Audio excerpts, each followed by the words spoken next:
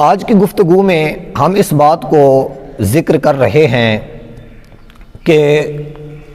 غم حسین اصل میں غم مصطفیٰ صلی اللہ علیہ وآلہ وسلم ہے۔ اگر میں اس کو تھوڑا کھول کے بیان کروں تو اس سے مراد یہ ہے کہ محبت حسین محبت مصطفیٰ ہے، مودت حسین مودت مصطفیٰ ہے، عشق حسین عشق مصطفیٰ ہے، اور حضرت امام حسین سے دشمنی یہ حضور سے دشمنی ہے۔ حضرت امام حسین کو تکلیف یا اذیت دینا یہ حضور کو تکلیف یا اذیت دینے کے مترادف ہے۔ جس نے حضرت امام حسین کو دکھ پہنچایا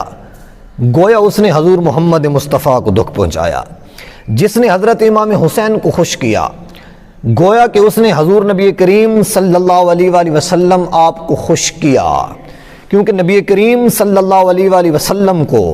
حضرت امام حسین سے اتنی قربت ہے، قرب کا یہ عالم ہے کہ اللہ کے نبی نے ارشاد فرمایا الحسین منی وانا من الحسین۔ تو حضرت امام حسین کو تکلیف دینا گویا کہ یہ حضور نبی کریم صلی اللہ علیہ وآلہ وسلم کو تکلیف دینا ہے۔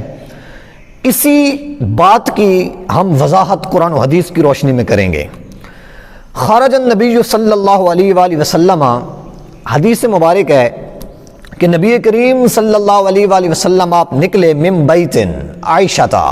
کہ حضرت عائشہ الصدیقہ رضی اللہ تعالی عنہا آپ کے گھر سے، فمر علی فاطمہ، اور اللہ کے نبی حضرت سیدہ فاطمہ الزہرا رضی اللہ تعالی عنہا آپ کے گھر کے پاس سے گزرے، فسمع حسینا یبکی، حضور نبی کریم صلی اللہ علیہ وآلہ وسلم نے یہ سنا کہ حسین رو رہا ہے، فقال الم تعلمی ان بقاءہ یؤذینی، حضور نبی کریم حضرت سیدہ فاطمہ الزہرا رضی اللہ تعالی عنہا سے مخاطب ہوئے کہ کیا تو نہیں جانتی کہ حضرت حسین کا رونا مجھے تکلیف دیتا ہے؟ مراد یہ کہ حضرت امام حسین رضی اللہ تعالی عنہ آپ اتنی تکلیف میں ہوں کہ آپ بچپن میں رو رہے ہوں تو اللہ کے محبوب یہ فرماتے ہیں کہ وہ بھی مجھے تکلیف دیتا ہے۔ یہ محبت کا عالم ہے کہ اللہ کے نبی کو حضرت امام حسین سے اس قدر محبت تھی، اس قدر پیار تھا، آپ اس قدر اپنے نواسوں سے محبت رکھتے تھے کہ وہ عمر بچپن کی کہ جس میں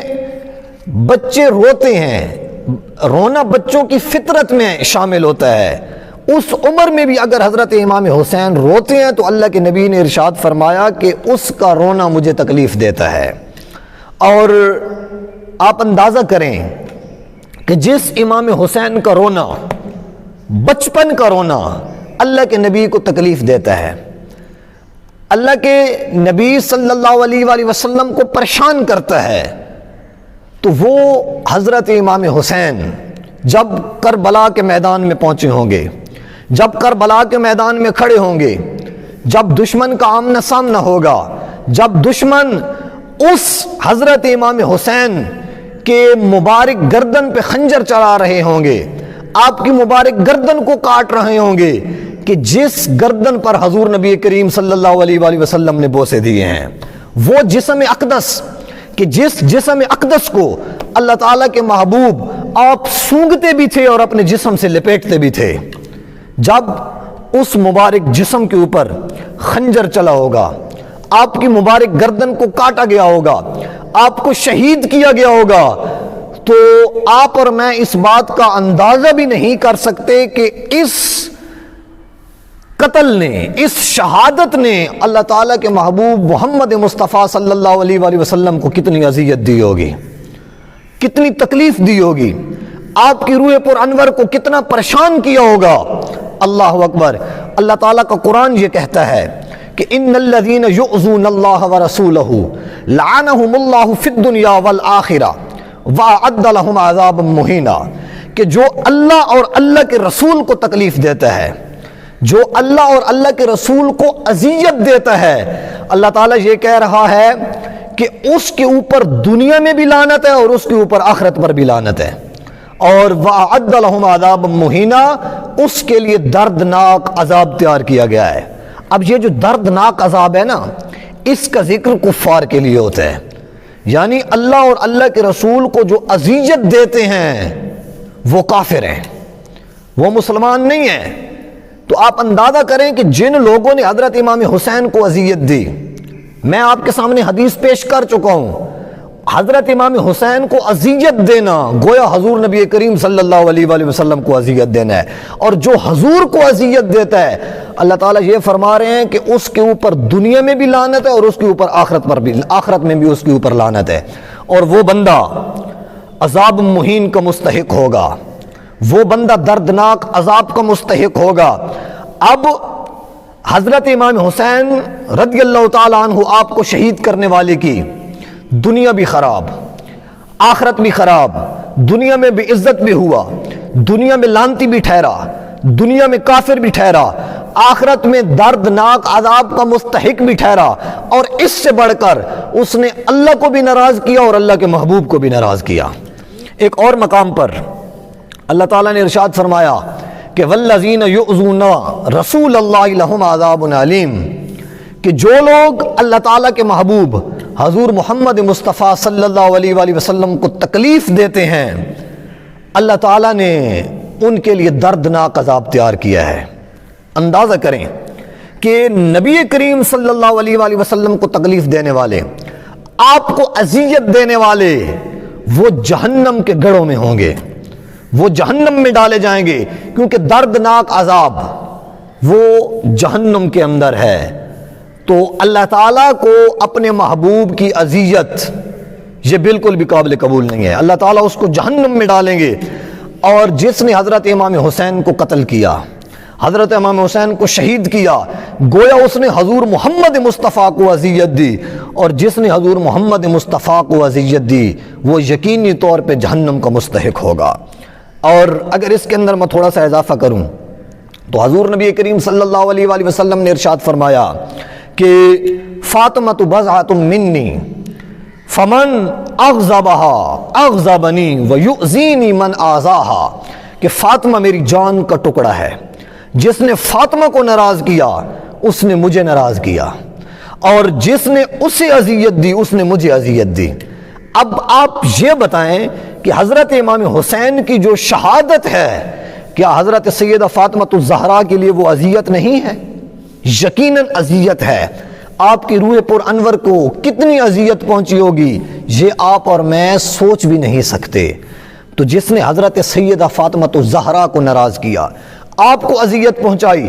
گویا کہ وہ حضور محمد مصطفیٰ کو اذیت دے رہا ہے، اور جس نے حضور کو اذیت دی، قرآن یہ کہتا ہے کہ دنیا میں بھی اس پر لعنت ہے، آخرت میں بھی اس پر لعنت ہے، اور اللہ تعالیٰ کی طرف سے وہ دردناک عذاب کا بھی مستحق ہوگا۔ اللہ اکبر۔ اور میں آپ کو بتاتا چلوں کہ حضرت امام حسین کے قتل کا حکم دینے والے، آپ کے قتل کے لیے آلات میسر کرنے والے، آپ کے قتل کی مشاورت کے اندر شامل ہونے والے، آپ کے اوپر نیزے چلانے والے، برچھیاں چلانے والے، میدان جنگ کے اندر آپ کے خلاف گھوڑے دوڑانے والے، میدان جنگ کے اندر آپ کے سامنے مخالفت میں کھڑے ہونے والے، آپ کی ذات مبارک پر آوازیں کسنے والے، آپ کو غلط کہنے والے، آپ کا سر مبارک اس کو کاٹ کے نیزوں پہ اچھالنے والے، اس سر مبارک کو لے کے اپنے بڑوں کے پاس لے کے جانے والے، جو بھی جس لحاظ سے قتل امام حسین کے اندر ملوث ہے، وہ سب کے سب اللہ تعالیٰ کی لعنت کے مستحق ہیں۔ دنیا میں بھی ان پر لعنت ہے، آخرت میں بھی ان پر لعنت ہے، وہ اللہ تعالیٰ کی طرف سے دردناک عذاب کے بھی مستحق ہوں گے۔ حضرت پیر سید نصیر الدین نصیر آپ فرماتے ہیں کہ جس کی جرأت پر جہان رنگ و بو سجدے میں ہے، آج وہ رمضا شنائے سر ہو سجدے میں ہے، اے حسین ابن علی تجھ کو مبارک یہ عروج، آج تو اپنے خدا کے روبرو سجدے میں ہے، اور ابن زہرا تیری اس شان عبادت پر سلام، سر پہ قاتل آ چکا ہے اور تو سجدے میں ہے، اللہ اللہ تیرا سجدہ اے شبیہ مصطفیٰ، جیسے خود ذات پیغمبر ہو بہو سجدے میں ہے، یہ شرف کس کو ملا تیرے علاوہ بعد قتل، سر ہے نیزے کی بلندی پر لہو سجدے میں ہے، سر کو سجدے میں کٹا کر کہہ گیا زہرا کا لال، کچھ اگر ہے تو بشر کی آبرو سجدے میں ہے، کون جانے کون سمجھے کون سمجھائے نصیر، عابد و معبود کی جو گفتگو سجدے میں ہے۔